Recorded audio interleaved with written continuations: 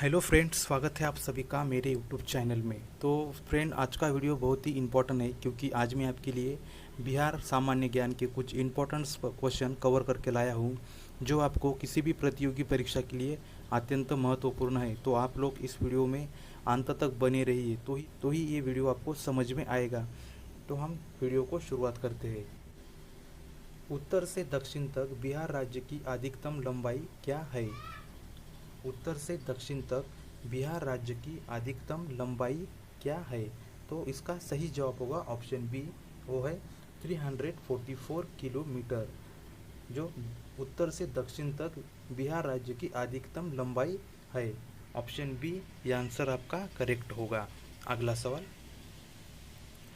1930 में बिहार में नमक सत्याग्रह किन दो जगहों से प्रारंभ हुआ था? 1930 में बिहार में नमक सत्याग्रह किन दो जगहों से प्रारंभ हुआ था?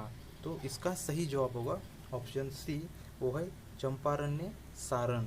तो इन दो जगहों से 1930 में बिहार में नमक सत्याग्रह प्रारंभ हुआ था। तो ऑप्शन सी ये आंसर आपका बिल्कुल सही होगा। अगला सवाल, बिहार का उच्च न्यायालय कहाँ स्थित है? बिहार का उच्च न्यायालय कहाँ स्थित है? तो इसका सही जवाब है ऑप्शन बी, वो है पटना।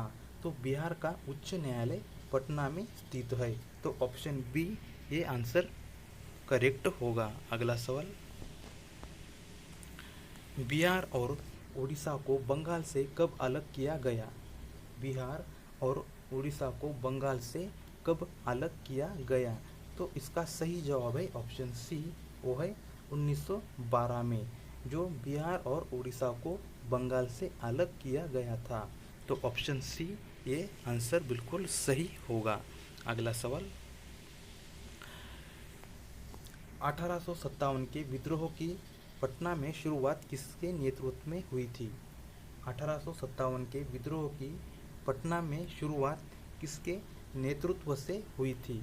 तो ऑप्शन सी पीर अली यह आंसर बिल्कुल करेक्ट होगा। इन्होंने ही 1857 के विद्रोह की पटना में शुरुआत का नेतृत्व किया था। तो ऑप्शन सी ये आंसर बिल्कुल सही होगा।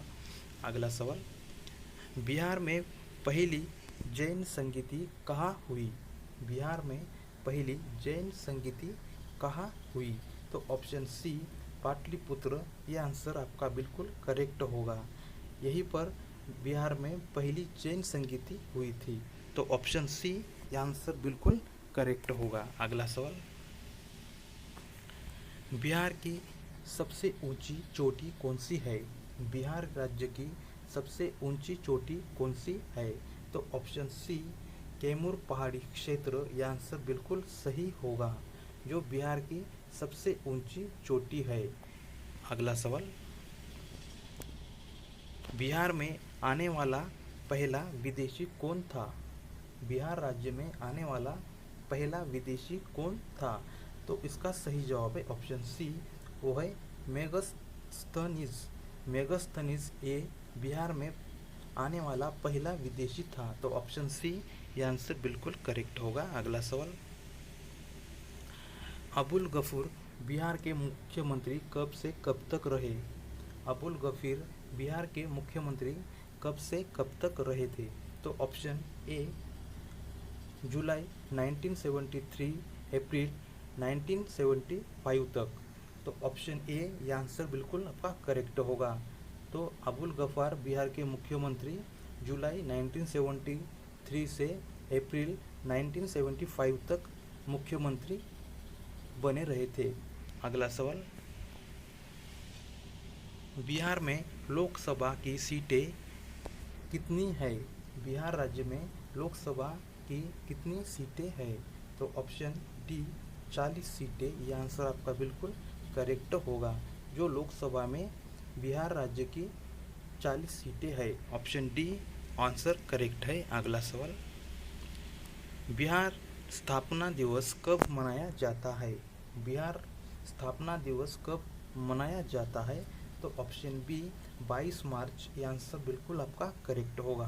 तो बिहार स्थापना दिवस 22 मार्च को मनाया जाता है। अगला सवाल, किस एक्ट के द्वारा बिहार परिषद को समाप्त कर प्रांतीय सभा का गठन किया गया था? किस एक्ट के द्वारा बिहार परिषद को समाप्त कर प्रांतीय सभा का गठन किया गया? तो ऑप्शन ए रेगुलेटिंग एक्ट 1773 यह आंसर बिल्कुल आपका करेक्ट होगा। तो ऑप्शन ए ये आंसर सही है। अगला सवाल, इब्राहिम लोदी के समय उसके खिलाफ विद्रोह करने वाला बिहार का गवर्नर कौन था? इब्राहिम लोदी के समय उसके खिलाफ विद्रोह करने वाला बिहार का गवर्नर कौन था? तो ऑप्शन बी दरिया खां लोहानी। तो दरिया खां लोहानी यही उसने इब्राहिम लोदी के समय उसके खिलाफ विद्रोह करने वाला पहला गवर्नर था। तो ऑप्शन बी ये आंसर बिल्कुल सही है। अगला सवाल,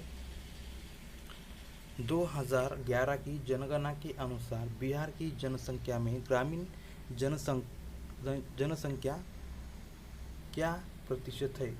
2011 की जनगणना के अनुसार बिहार की जनसंख्या ग्रामीण जनसंख्या कितना प्रतिशत है?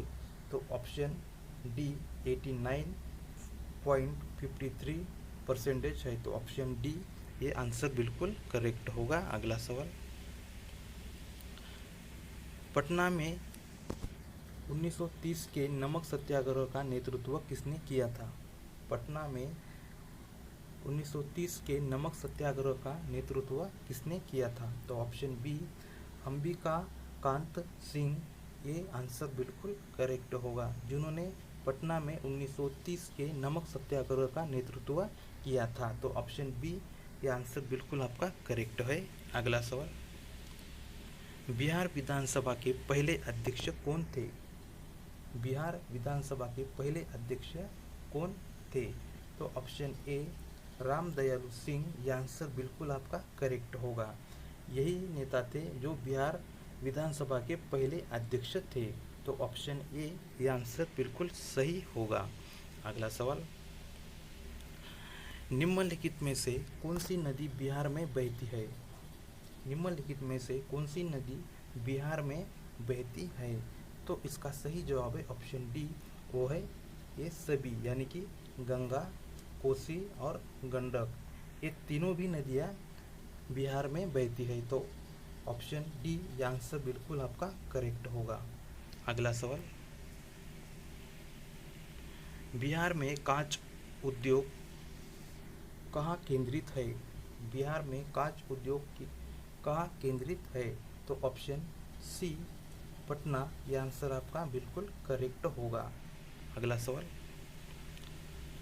बिहार से बंगाल की खाड़ी में कौन सी नदी किसी अन्य नदी से मिलने के बिना बहती है?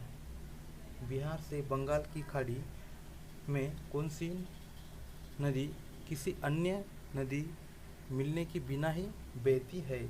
तो इसका सही जवाब है ऑप्शन सी, वो है स्वर्णलेखा। ये स्वर्णलेखा ये एक नदी है जो बिहार से बंगाल की खाड़ी में बहती है, और वो भी किसी अन्य नदी से मिले बिना। तो ऑप्शन सी ये आंसर बिल्कुल आपका करेक्ट है। अगला सवाल, बिहार में सर्वाधिक समय के लिए राष्ट्रपति शासन कब लगा था?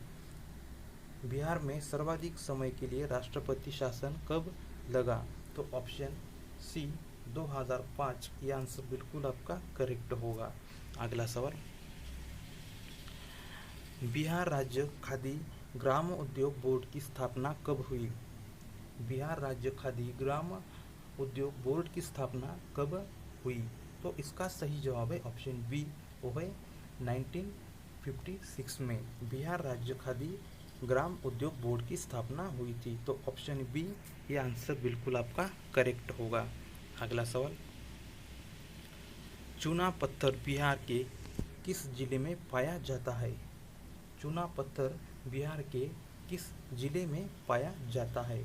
तो ऑप्शन बी रोहतास कैमूर यह आंसर बिल्कुल आपका करेक्ट होगा, जहाँ पर चूना पत्थर पाया जाता है। तो ऑप्शन बी ये आंसर बिल्कुल करेक्ट है। अगला सवाल, बिहार में रेशमी वस्त्र उद्योग कहाँ केंद्रित है? बिहार में रेशमी वस्त्र उद्योग कहाँ केंद्रित है? तो इसका सही जवाब है ऑप्शन डी, वो है गया। तो गया में रेशमी वस्त्र उद्योग केंद्रित है, तो ऑप्शन डी ये आंसर बिल्कुल आपका सही होगा। अगला सवाल, बिहार में लौह पाइराइट कारखाना कहाँ स्थित है? बिहार में लौह पाइराइट कारखाना कहाँ स्थित है? तो इसका सही जवाब है ऑप्शन बी, वो है अमझोर। तो अमझोर में पाइराइट कारखाना स्थित है जो लोह का है। तो ऑप्शन बी ये आंसर बिल्कुल करेक्ट होगा। अगला सवाल, बिहार राज्य चीनी निगम लिमिटेड की स्थापना कब हुई? बिहार राज्य में चीनी निगम लिमिटेड की स्थापना कब हुई? तो इसका सही जवाब होगा ऑप्शन सी, वो है 1974 में चीनी निगम लिमिटेड की स्थापना हुई थी। तो ऑप्शन सी ये आंसर सही होगा। अगला सवाल, बिहार के विश्व के गीले इलाकों में कौन सा पक्षी अभयारण्य शामिल है? बिहार के विश्व गीले इलाकों में से कौन सा पक्षी अभयारण्य शामिल है? तो इसका सही जवाब है ऑप्शन सी, वो है कवार अभयारण्य। तो ऑप्शन सी ये आंसर बिल्कुल आपका करेक्ट होगा। अगला सवाल, बिहार का कौन सा जिला गन्ना उत्पादक में पहले स्थान पर है? बिहार का कौन सा जिला गन्ना उत्पादक में पहले स्थान पर है? तो इसका सही जवाब है ऑप्शन डी, वो है मुंगेर। तो मुंगेर ये जिला गन्ना उत्पादन में बिहार में पहले स्थान पर है। अगला सवाल, बिहार के किस शहर में 125 फीट लंबा विश्व शांति स्तूप बनाया गया है? ऑप्शन डी, वो है वैशाली में। तो ऑप्शन डी ये आंसर आपका बिल्कुल करेक्ट होगा। तो बिहार के वैशाली इस शहर में 125 फीट लंबा विश्व शांति स्तूप बनाया गया है। अगला सवाल, बिहार में सर्वाधिक कृषि योग्य भूमि कहाँ है? बिहार में सर्वाधिक कृषि योग्य भूमि कहाँ है? तो इसका सही जवाब है ऑप्शन डी, वो है बक्सर में। तो बिहार में बक्सर इस ठिकान पर सर्वाधिक कृषि योग्य भूमि है। तो ऑप्शन डी ये आंसर बिल्कुल करेक्ट होगा। अगला सवाल, मुंगेर जिले के भीम बांध अभयारण्य की स्थापना कब हुई? मुंगेर जिले के भीम बांध अभयारण्य की स्थापना कब हुई थी? तो ऑप्शन बी 1976 ये आंसर आपका बिल्कुल करेक्ट होगा, जहाँ पर भीम बांध अभयारण्य की स्थापना हुई थी। अगला सवाल, बिहार में पहले कृषि बीमा योजना कब शुरू हुई थी? बिहार में पहली कृषि बीमा योजना कब शुरू हुई? तो ऑप्शन सी 1 अप्रैल 2000। तो 1 अप्रैल 2000 ये आंसर आपका बिल्कुल करेक्ट होगा। कृषि बीमा योजना शुरू हुई थी। तो ऑप्शन सी ये आंसर बिल्कुल करेक्ट होगा। अगला सवाल, बाटा शू कंपनी ने बिहार में अपनी उत्पादक इकाई कहाँ लगाई है? बाटा शू कंपनी ने बिहार में अपनी उत्पादक इकाई कहाँ लगाई है? तो इसका सही जवाब है ऑप्शन ए, वो है दीघा घाट पटना में। तो ऑप्शन ए ये आंसर आपका बिल्कुल सही होगा। अगला सवाल, बिहार के तेराई क्षेत्र में किस तरह का जंगल पाया जाता है जो नेपाल सीमा को छूता है? बिहार में तेराई क्षेत्र में किस तरह का जंगल पाया जाता है जो नेपाल सीमा को छूता है? तो ऑप्शन ए नम पतझड़ वन ये आंसर बिल्कुल आपका करेक्ट होगा। अगला सवाल,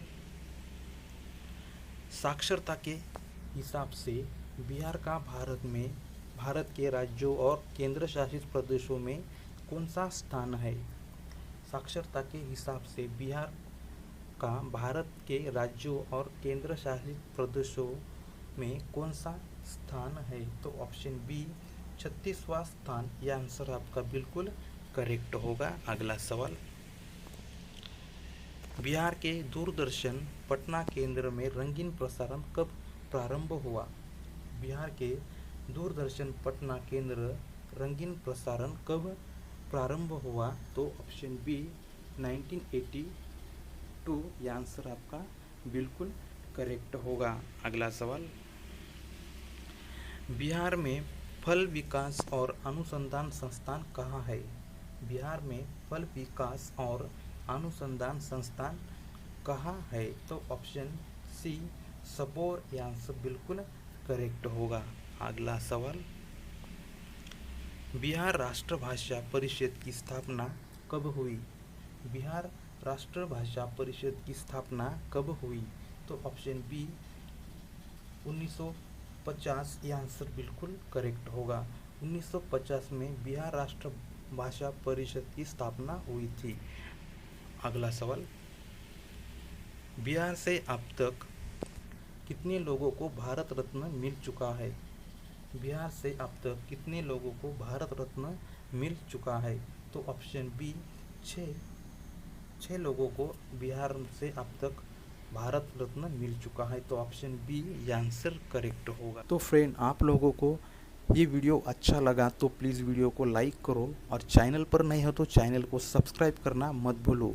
तो हम मिलते हैं और नई वीडियो के साथ, तब तक के लिए नमस्कार।